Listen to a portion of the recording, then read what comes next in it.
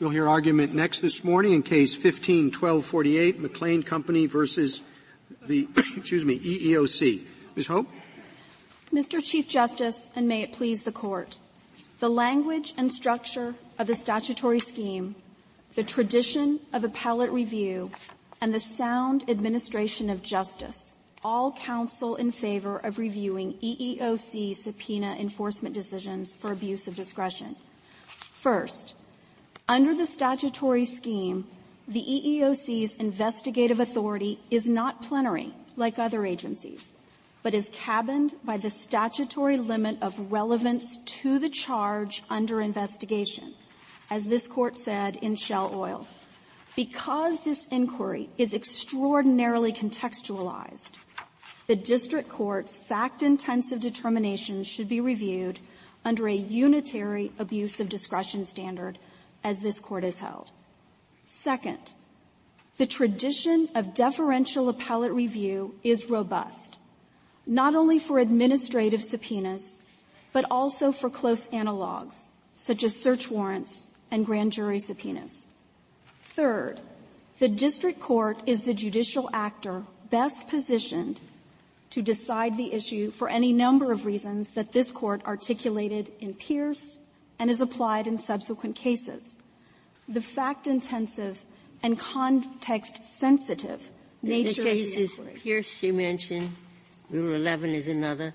The proceeding is going on in the district court. The district court judge is intimately familiar with the case, but a subpoena enforcement is different. It comes to the district court cold. He knows nothing about the case. He's not, in Pierce and in Rule 11, thoroughly familiar with the parties and the controversy. It's an application to enforce a subpoena. I think, Your Honor, I think this case shows that an action to enforce a subpoena is more like those. And this Court in Highmark talked about the district court living with the case. In our case, the district court had experience not only with the parties in the context of the subpoena at issue, but also with a parallel proceeding that the agency brought under the ADEA and had experience in that. So I think this case shows that there are instances where the district court does live with the case longer.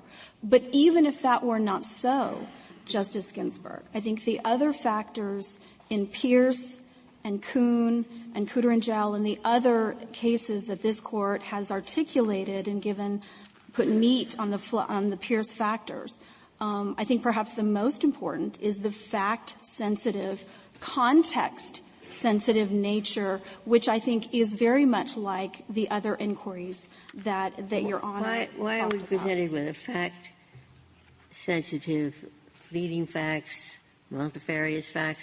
According to Judge Watford, the pivotal issue is a legal one.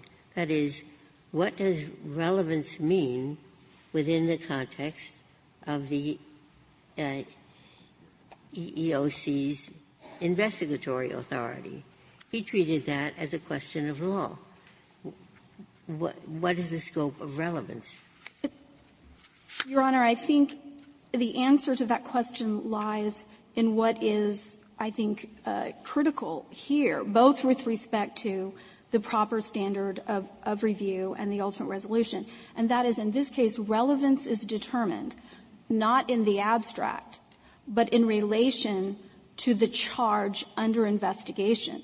So the district court in this circumstance, just like district courts do when they are determining relevance in the federal rules context, is looking at the language of the charge in the context of the facts before the district court and the universe of the investigation as a whole. And I think that's likely why, Your Honor, every court of appeals, save the Ninth, has reviewed subpoena enforcement decisions for abuse of discretion, because there is a close But they would say, if it's a question of law, if the district court got the law wrong, that is ipso facto an abuse of discretion, because he has no discretion to misapply the law. Absolutely, Your Honor. And I believe that is one reason, perhaps the most important reason why this Court, I think most clearly in Cooter and Gell, but also in Kuhn and other cases, embraced a unitary standard of review for abuse of discretion, because an abuse of discretion standard does allow a reviewing court to correct errors of law and errors of fact, while still affording appropriate discretion to the district court. Can you clarify for me exactly what's on appeal? There were essentially two rulings by the district court, one on the pedigree information sought, the name, address, social security number, et cetera, of the people who had taken the strength test at issue. And a second part, a disclosure of the reasons for the termination of the employees who had failed the test. As I read the record below, the district court did not give a reason for denying the second request. And the Court of Appeals basically said, we can't, under any standard of review, credit a non-reason for denying something, so we reversed the district court on that. Are you challenging that particular ruling? That reversal of that part of the request? Well, what the Ninth Circuit did, and thank you for the opportunity for the clarification, is it reversed, and it actually remanded for the district court to make that determination in the first instance. And so I think are you reversing that? Are you appealing that part of the remand? No, Your Honor, because we did not advance an argument for relevance or for irrelevance as to that. That was an undue burden. An undue burden so factor. The only thing that's at issue here is the district court's failure to order the release of the pedigree, what I'm calling the pedigree information. That's correct, because the Ninth Circuit has already reversed and remanded for the district court to make a proper fact-finding in the first instance. And on the second question. On the second. And our position is that one difference that an abuse of discretion standard makes is that under an abuse of discretion standard, as opposed to the de novo standard that the Ninth Circuit applied, the proper course for a holding that the district court did not apply the correct legal standard, as the Ninth Circuit held here. We disagree. But even if that were the case, the proper resolution is to reverse and remand for the district court to either clarify what it did and explain, no, that wasn't what I was doing. I did apply the proper standard, or to apply the proper standard in the first instance. Why would you remand to the district court? But because it went back to the Ninth Circuit could very well say, we decided a question of law, the scope of what's relevant. We had a footnote that says we apply de novo review. That's our precedent. But nothing in the rest of the opinion seems to turn on that. It seems that the Ninth Circuit has made a ruling of law. If you remand it to the Ninth Circuit, I expect they would say, we made a ruling of law, and whether it's abuse of discretion, it's the same result because the district court made an error of law. They might say two things, Your Honor, and we don't know. In the footnote, I think it's certainly not dispositive, but I think it is telling that the Ninth Circuit did not go on to say, well, we would have reached the same result under either standard. But again, under the de novo standard that the Ninth Circuit applied, it was stepping into the shoes of the district court and making a determination of relevance in the first instance. Our position is that even if, under an abuse of discretion standard, even if the Ninth Circuit believed that the district court made an error of law, the proper course under the Ninth Circuit's own precedent would be to reverse and remand for the district court to apply the proper legal standard in the first that instance. I've always been somewhat uncertain about that. They use the word relevance, but if a fact is relevant if its existence makes the conclusion more likely than if it didn't exist. Now, under that standard, I guess the EEOC or any other agency could require any company, no matter how big or how small, to turn over everything that it's ever had, because they might find something in there that would make discrimination or failure to pay taxes or some other thing more likely than not. So we find that language. And we also find language that say, of course, they can't authorize a fishing expedition. Well, what's the right standard? What happens, for example, in a subpoena? What happens? What is the standard? Well, anything? They can just go into your house and, absent the Fourth Amendment protection, go to a business and say, we want every document you've ever had. What stops that? What stops that, I think, are two features of the statutory scheme here. And the first feature is that the standard of relevance is not free-floating. It is relevant to the charge. No, well, under relevant to the charge that a person has already brought. I mean, can the EEOC say, we have an idea there are companies in the United States that are violating, and probably are. They are violating various anti-discrimination things. So what we want to do is just go to every company in alphabetical order and interview every employee. Can they do that? No, Your Honor. Because, and I think what Your Honor is positing is a commissioner's charge. Yes. And the EEOC there has its own regulations which govern what must be in a commissioner's charge. And that was actually at issue in the Seminole Shell Oil case that this court decided. Right. So there has to be enough information. The language that this court used in Shell Oil was relevant to the charge under investigation, and what relevance means in this context. And I don't know that the language is much more clear, but it said that tends to can reasonably be expected to shed light on the charge under investigation. Where does that come from? That comes from Shell Oil, and that's the language that courts have used reasonably to articulate. Be expected to shed light on the charge under investigation. Yes, Your Honor. So the law is fairly clear that when the EEOC asks for a piece of information, they have to be able to meet that standard. Yes, Your Honor, and it's the EEOC's burden to meet that standard. And again, Your Honor, I think that line of questioning demonstrates how contextualized the inquiry is in this context. Could you briefly explain what you understand to be the charge here and why the so-called pedigree information is not relevant to the charge? Certainly, Your Honor. And the charge here, we don't think, and to use the language that I was using with Justice Breyer, we don't think that anything the evaluation taker knows or has experienced in this case can shed light on the charge under investigation for two reasons. First, the evaluation itself does not mimic job duties. It was developed, administered, and scored by third parties using computer modeling and Labor Department job classifications. And second, and again, this goes to the very fact-specific nature of the examination, this is an isokinetic evaluation.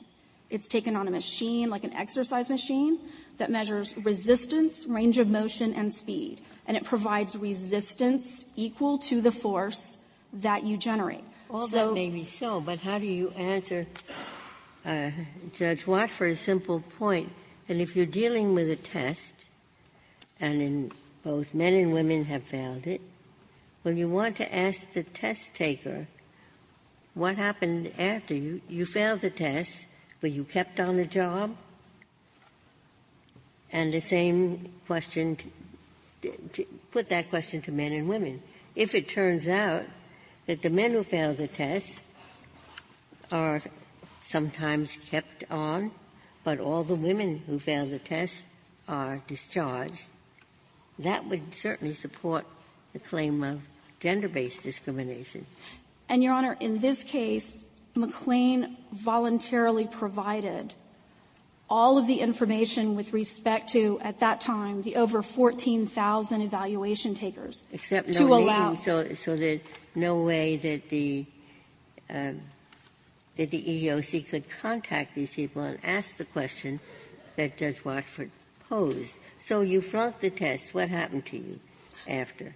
Your Honor, the information did include gender, and it also included the passing scores and the scores that did not meet the requirement, and whether any adverse employment action took place with respect to that individual. So to answer that question, Your Honor, which we don't disagree would be relevant, that information has already been provided to the agency. So the only sort of remaining question, and I think this is what my friend from the government presses on, is, well, we need to talk to them to find out whether the test serves a legitimate business purpose. And I would share your I'm sorry. I thought I understood that you disclosed who took the test, who failed it, and whether someone was later terminated, but not the reason for the termination. That's correct. And that is the termination that is back that has been remanded for the district court. So why isn't the reason for termination relevant to the charge? If you're terminating only women for failing the test, but keeping men and maybe some terminating later for some other reason, doesn't that show that there's a problem? Your Honor, we haven't advanced a relevance argument with respect to the reasons for termination. Our argument as to that is undue burden. And if I may reserve the rest now, of my where time. do you I'll on rebuttal. My question was, where do you get the undue burden? But you can answer on rebuttal. Thank you, Your Honor. Thank you, counsel. Ms. Kopner. Mr. Chief Justice, and may it please the Court, historical and functional considerations strongly support an abuse of discretion standard of review here. And with respect to the functional considerations, if I could turn to Justice Ginsburg's question about why district courts are better situated to address this question, even though it comes to them on a largely documentary record, we think there are a couple of reasons. The first is that this Court indicated in Buford that when a district court just sees a lot more of a fact-specific question, the district court is often going to have more expertise in answering that question. And this Court has also indicated that when a determination is very case-specific, the costs of appellate review are unlikely to justify the benefits are unlikely to justify the added time and expense that appellate review takes, because a decision on case-specific facts is unlikely to yield substantial benefits, substantial guidance for future cases. And we think those concerns are really accentuated here under administrative subpoena enforcement schemes, because a central purpose of those schemes is to get a quick disposition so that the investigation can move forward. And that's particularly true under Title VII, where this Court has repeatedly emphasized in Shell Oil and in the University of Pennsylvania case that delay frustrates the objectives of the statute. Ms. Governor, here the question whether to enforce the subpoena is the whole ball of wax, right? This is an action to enforce the subpoena. So that question is the end-all and be-all of the case. Are there any other contexts in which we use an abuse of discretion standard for not a subsidiary or an ancillary finding or a partial finding, but for the finding that decides the case? Yes, there are. I mean, so we think the most analogous context to the administrative subpoena context is other subpoena contexts. There, you're deciding the whole ball of wax, but the decision of the district court is reviewed for abuse of discretion. So, example, this Court's decision in Nixon says trial subpoenas, pretrial subpoenas under Rule 17 for information induces take-em, that's reviewed for abuse of discretion. Grand jury subpoenas, courts of appeals uniformly review for abuse of discretion. With respect to other types of determinations, under the Fourth Amendment consent decisions, whether somebody consented to a search is going to be dispositive, but that's reviewed deferentially for clear error. With respect to abuse of discretion, courts of appeals apply abuse of discretion to, as Petitioner points out, venue decisions, going to be dispositive of the case if there's not venue. So there are a number of decisions that decide the case, but they're reviewed for abuse of discretion. As Justice Ginsburg observes, it's true that legal questions may come up and may be what the actual dispute is about in a subpoena enforcement case, but even under an abuse of discretion standard, that piece of the inquiry is going to be reviewed. Could you please walk me through exactly what you think, the government thinks, is what the district court is doing when it makes a decision to enforce a subpoena? What are the legal steps? What are the factual steps? I'm not quite sure. And then embodied in that is your petitioner says there's an undue burden part of this test as well. I don't know where that comes from because it certainly doesn't come from Morton salt or Shell oil. So you tell me what you think is at issue. Yes, Your Honor. We think there are 5 questions that the Court is answering when it decides. And tell me where you're getting that from. Yes. I mean, your standard, okay? Yes. So 4 pieces of it come from Shell Oil, and they are that the charge is valid, that the information that's being sought is relevant to the charge, that the subpoena is not too indefinite, and that there's no improper purpose. Now, the Court in Shell Oil didn't mention this unduly burdensome piece of the inquiry, but the Court relied on the Morton salt standard, and Morton salt suggests that that unduly burdensome inquiry exists. So courts of appeals have uniformly said there's an unduly burdensome overlay on that as well. So those are the 5 pieces. We think that all 5 of them involve the application of law to particular facts. They involve case-specific determinations that involve looking at a particular charge, a particular subpoena, considering the relationship between those things, and then considering any submissions about burden that a company makes. So we think these are all the kind of case-specific determinations that are particularly well-suited to district courts.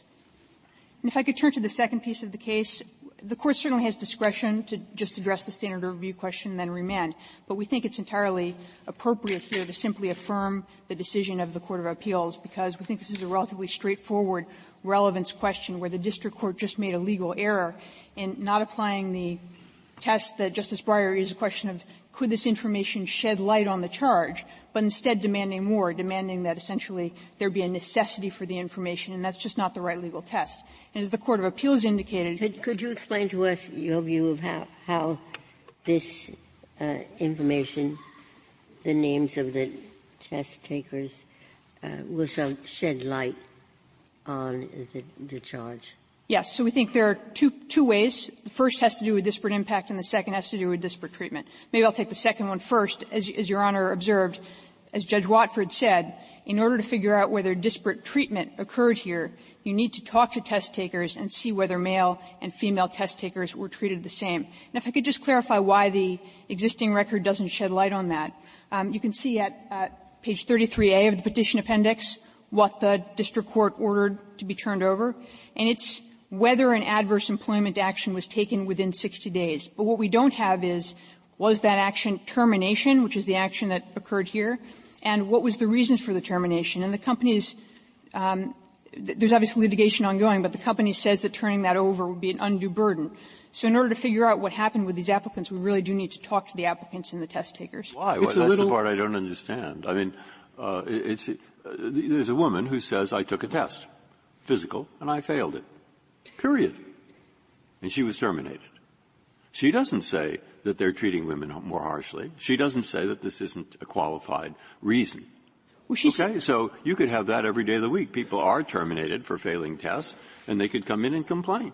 Now, at that point, the agency doesn't just say, let's find some samples, let's do a little sampling here and see how this is being applied. Let's go let's interview a few people at random and see what these tests are about. Rather, they say, we want to talk to every single employee in the company. Well, I mean, hey, what's the basis for that? On the basis of that information, why isn't that an undue burden?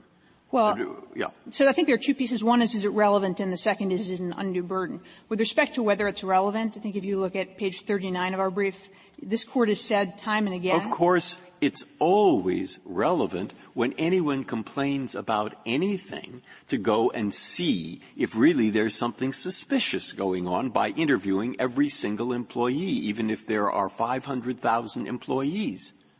You can't say that an answer might not make it more likely. That's why I was looking at undue burden. And I would think maybe you have to do something before you decide to require the company to spend millions of dollars to get every single employee on tape or something. I mean, something more than that. That's what I want to know. What about that? That's right. So I think whenever the information is relevant, and I think, as Your Honor alludes to, it's clearly relevant to interview other employees and see if this policy is being administered the same. The overlay that Congress created is that overlay of, is it burdensome to the company to give you that information? And here, I think it's pretty clear why Petitioner abandoned the argument that it's an undue burden to produce the pedigree information.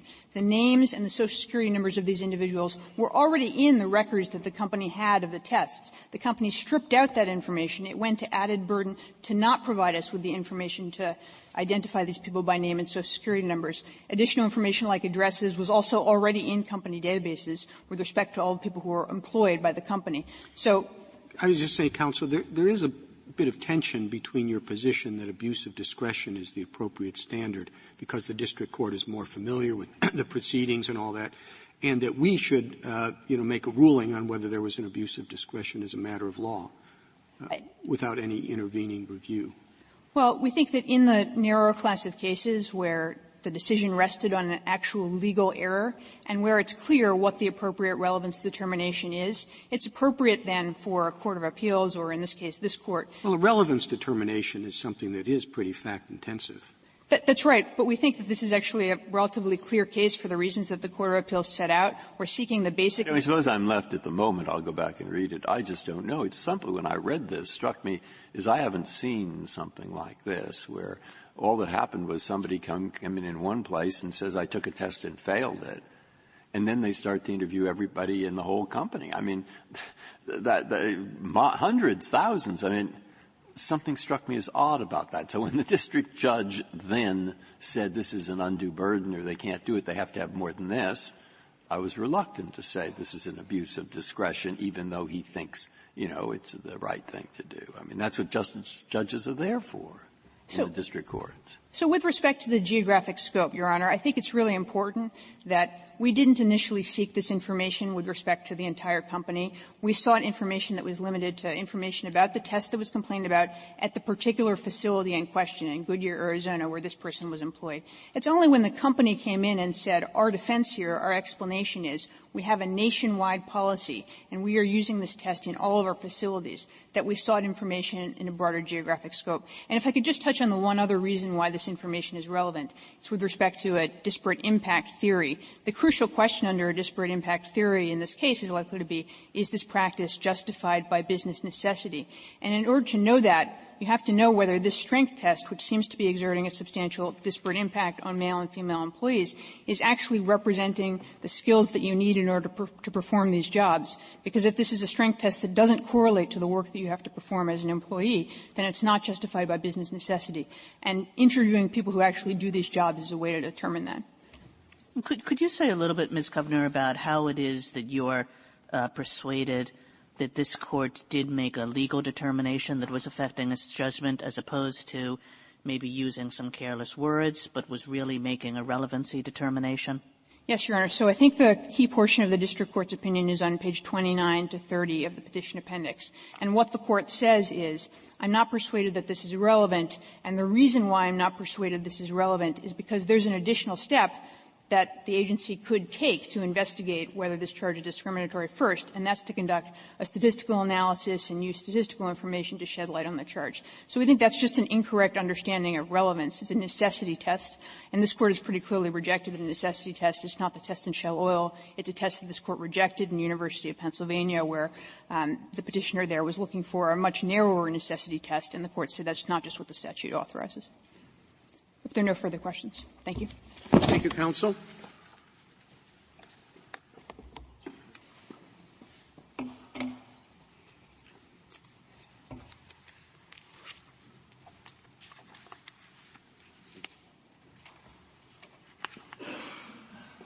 Mr. Kennard. Mr. Chief Justice, and may it please the Court, there can be no abuse of discretion review if the district court has no discretion.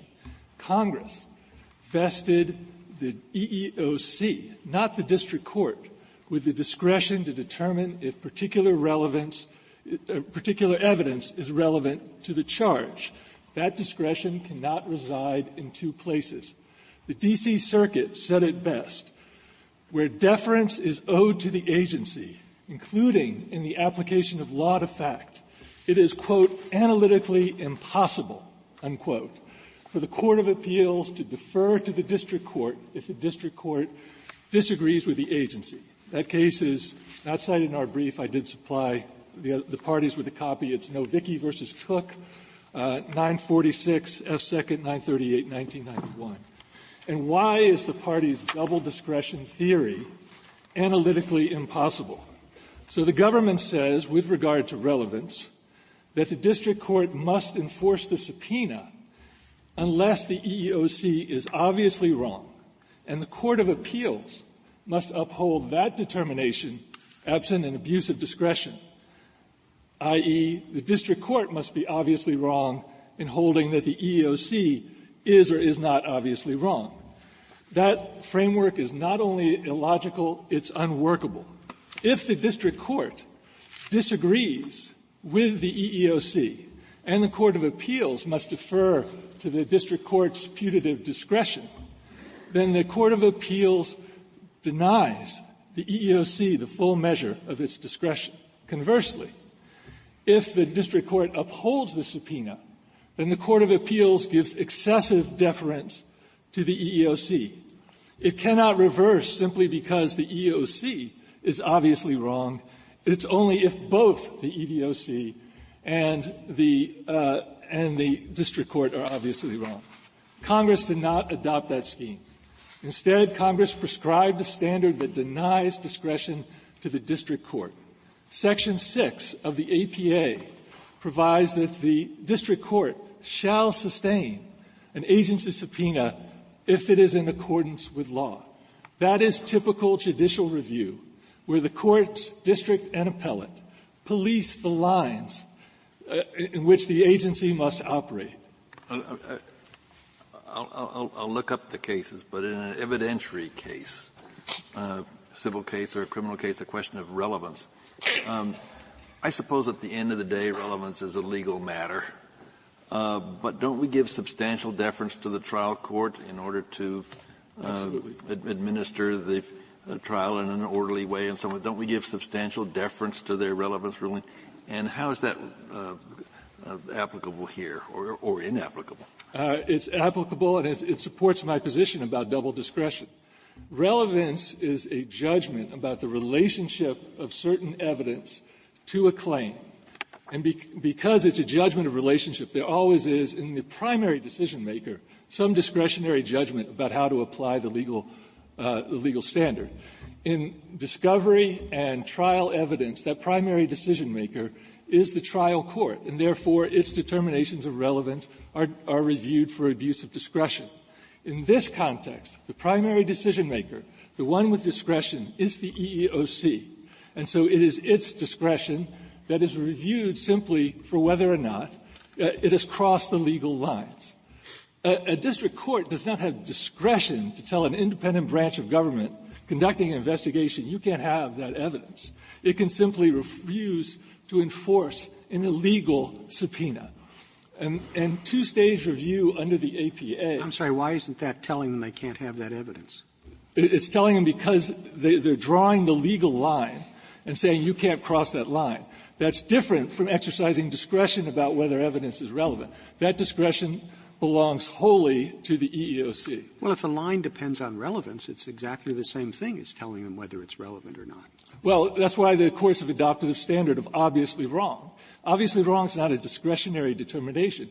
So the district court really has no discretion. And in two-stage review under the APA, it is always the case that the district court and the appellate courts apply the same standard of review to agency action, whether deferential or not. But here, under the in accordance with law theory, that means this is illegal or not. That should be the same standard applied in the district court and in the Court of Appeals. It's a legal line, a legal determination. And nothing in Title VII departs from that. Now, the parties have said that this is a factual determination, fact-intensive determination of relevance? It is not. The EEOC has submitted here no declarations on relevance. It was all attorney argument in a motion.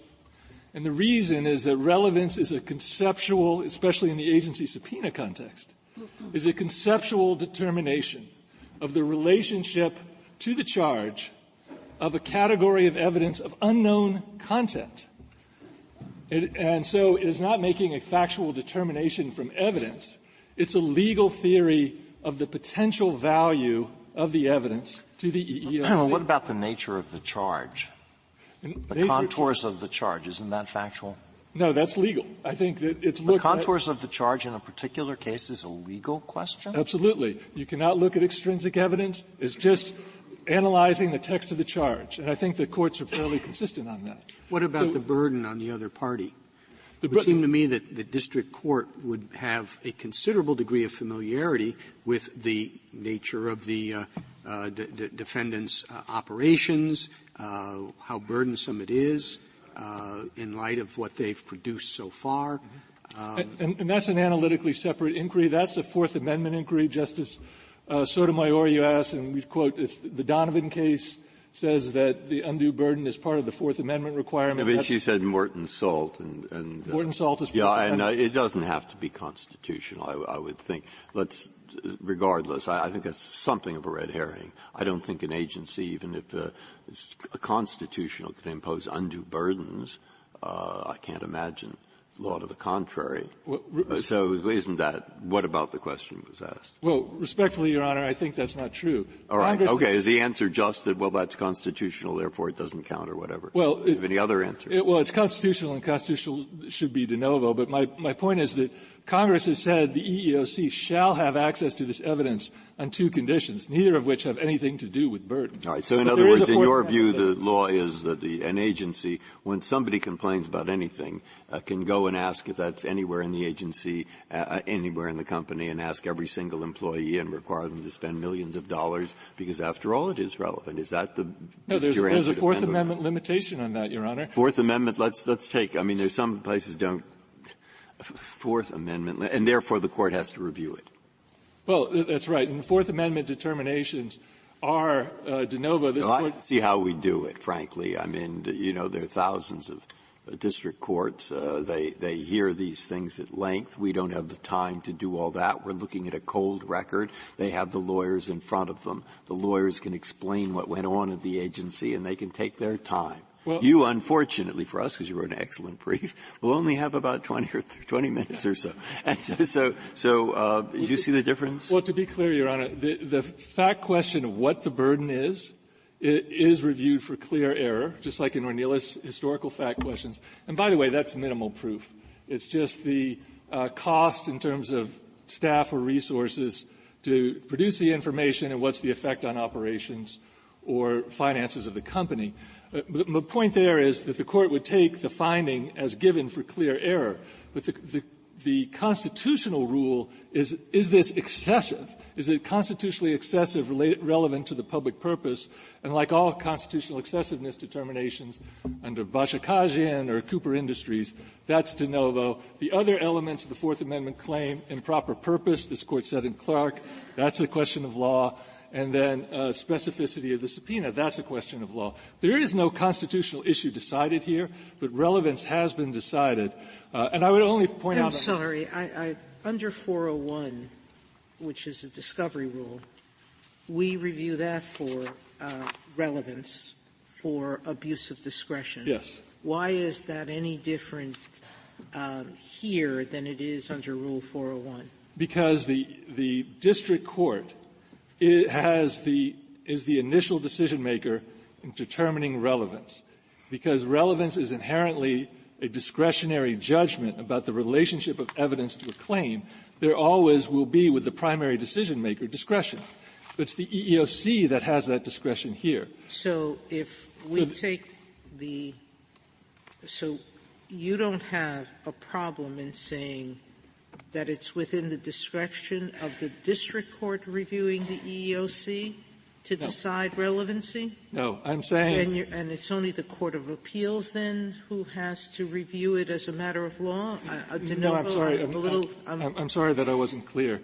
The EEOC makes the initial determination of whether particular evidence, such as pedigree information, is relevant to a charge. They're the ones that make that discretionary determination.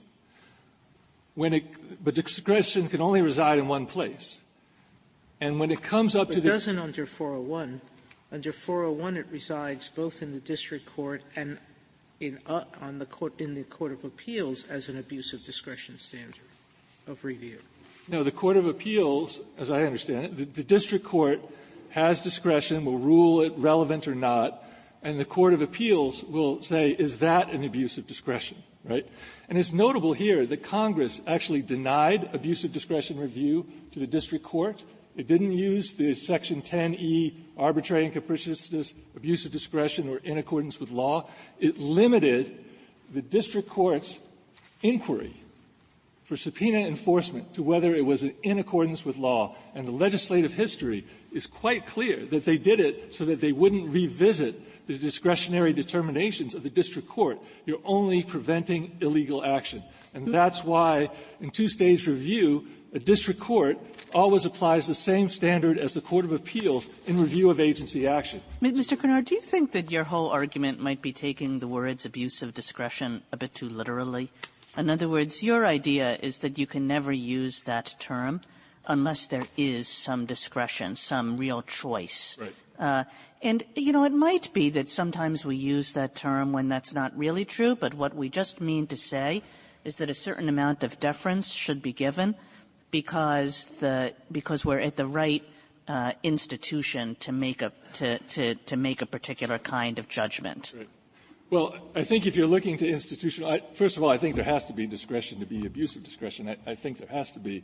But if you were looking at just a functional analysis of, how you draw the line to cabin the EEO's discretion, there's no institutional advantage. This appellate court can construe the charge, construe the subpoena, and resolve the legal claims of the potential value of unknown evidence just as well as a district court. These are simply not factual determinations. Pedigree information is a perfect example of that. And because there should be pedigree information is basically saying it's relevant to be interview test taking if you're investigating interview test takers if you're investigating a charge of discriminatory testing. That is not a determination that should vary from district judge to district judge. There really is no discretionary determination, and the APA forecloses it. I would also point out there is no real argument in terms of practical considerations about inducing additional appeals by adopting de novo review. First of all, as a practical matter, in the last 25 years, our research discloses only 6 Ninth Circuit EEOC subpoena enforcement decisions out of 37 total, so that's only 16%, less than its normal 20% share of appeals. And one would not expect otherwise. Standard review is not going to deter an appeal. It's going to shift the battleground, as it did here, from fights about whether this is discretionary to whether it's an implied use of an erroneous legal concept. And the problem is that because relevance is a question of law and not one of discretion, for the appellate courts to be inquiring into whether there was an abuse of discretion simply distorts appellate decision-making. This is about vindicating the congressional scheme for the balance of power between agencies and courts. And courts police the legal limits on agency action. That's something that appellate courts are just as capable of doing, and they have to respect discretion. Because if you recognize discretion in the district court, you ipso facto diminish the discretion of the EEOC. I'd also like to address one point on the Fourth Amendment. Both parties say it's not Ornelas and it's de novo review that applies, but rather Illinois versus Gates, where this court held that courts reviewing a magistrate's decision to issue a warrant should review that decision deferentially. Gates supports our position. And the reason is that the analog to the magistrate issuing the subpoena issuing the warrant is the EEOC issuing the subpoena. The district court reviews the magistrate's decision deferentially, just as it reviews the EEOC's decision deferentially.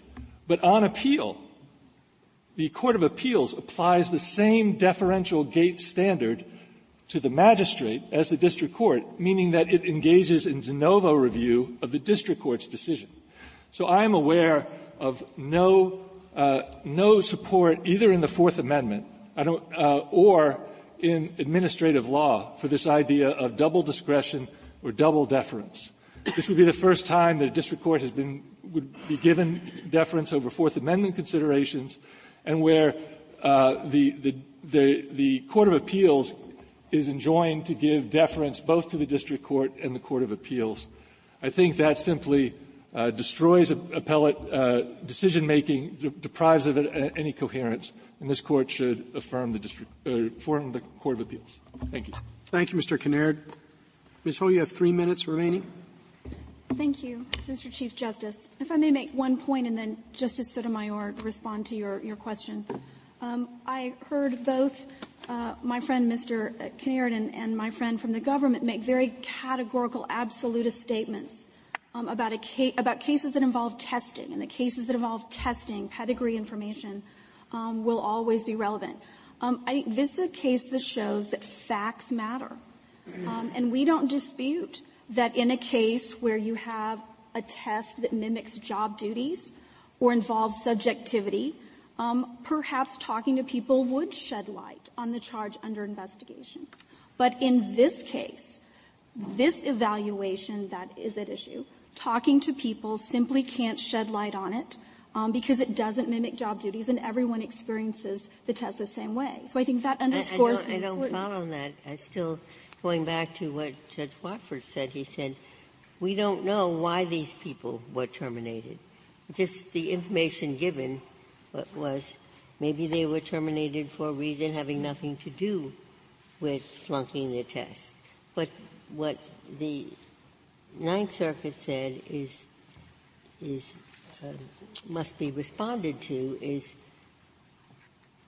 were the men and women who flunked the test treated the same? And we can't know that without talking to the people, finding out whether they were discharged because of the test or for some other reason. 2 responses to that, Your Honor. First, I think it's important to underscore that the data that McLane voluntarily provided to the agency, the data does disclose whether it discloses the gender, men or women. It discloses who passed or who failed. And it also discloses whether any adverse employment action was taken within 90 days. Yes, but so adverse employment action can cover a wide range. It doesn't necessarily mean discharge. And Your Honor, perhaps that is why the district court in our case did not said information, depending on what the data shows, may be relevant depending on the facts that are uncovered. The government's argument is not one based on the facts that have been uncovered. It's been seeking the pedigree information for the 14,000 individuals from the very beginning. I'm having a very hard time with your answer. I've never heard of any tests that's given that's not in some way job-related. I apologize for being... You can basically give a test that says, is your hair true blonde or not? No, Your Honor. And even though it has no relationship to the job, you can give that test and fire people basically because they're not true blondes? May I respond, Mr. Chief Justice? No, that's not our position. And I think the distinction we're drawing, we absolutely maintain that there is a business purpose. There's a business necessity for the evaluation. That is a separate question from how the evaluation operates. And the evaluation here does not mimic job duties, which in a line of cases, courts have had concern with subjectivity in those cases, what have you. This evaluation, it does measure. We use it to measure the match between an employee's physical capability and the physical demands of the job. It's how that examination operates. It's how the evaluation operates, the facts on the ground, that affects whether talking to people who have taken the evaluation can say something that will shed light on that question. Thank you, counsel. Thank you. Mr. Kinnaird, this court appointed you to brief and argue this case as an amicus curiae in support of the judgment below. You have ably discharged that responsibility, for which we are grateful. The case is submitted.